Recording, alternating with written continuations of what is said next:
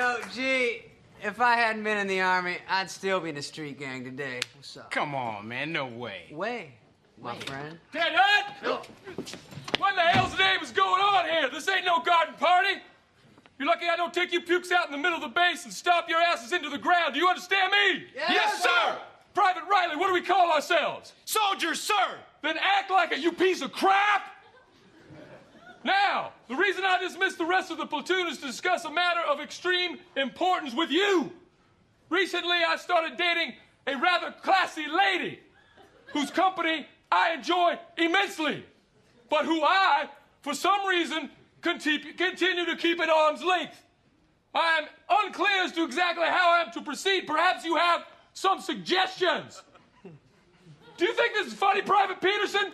Drop and give me 20, you insensitive dog turd! Yes, sir.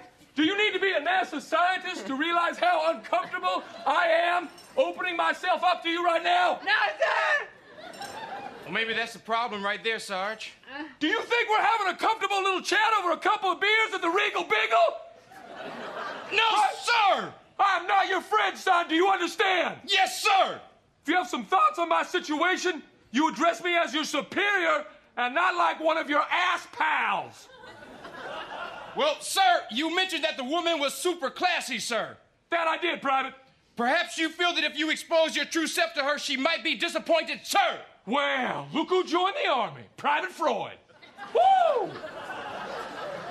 And what about my true self would disappoint her? Private Freud! How many people know you well enough to answer that question, sir? Don't you get smart with me, son, or I'll tear your forehead off with my teeth. Perhaps a fear of rejection prevents you from being intimate, sir.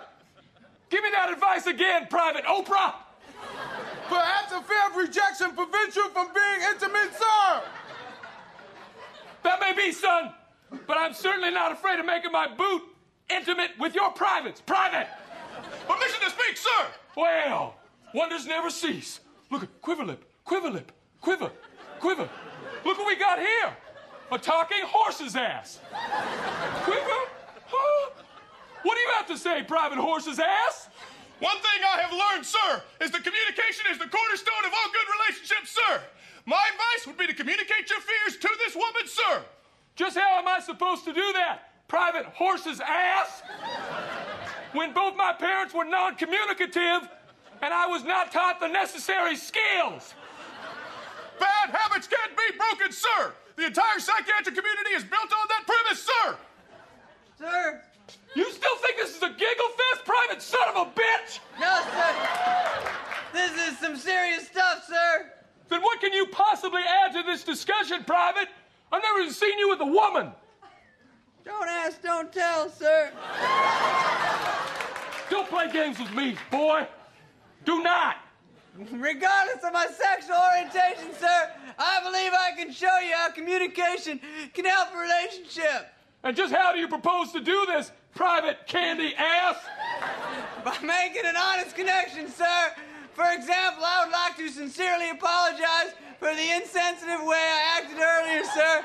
I was uncomfortable with your vulnerability, sir, and I chose to max my anxiety with a giggle. I was thoughtless and rude. I hope you can forgive me, sir. You are forgiven, Private. Permission to hug you, sir. Permission granted. All right, gentlemen. That's enough of this slumber party. Now listen up. Let me remind you, this discussion does not make us family members, so do not come up to me and put your arm around my shoulder.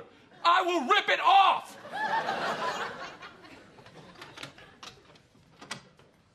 God, Peterson, I thought he was going to kill you. Bumping my head. I did not say at ease, soldiers. One more thing. I love you very much. At ease.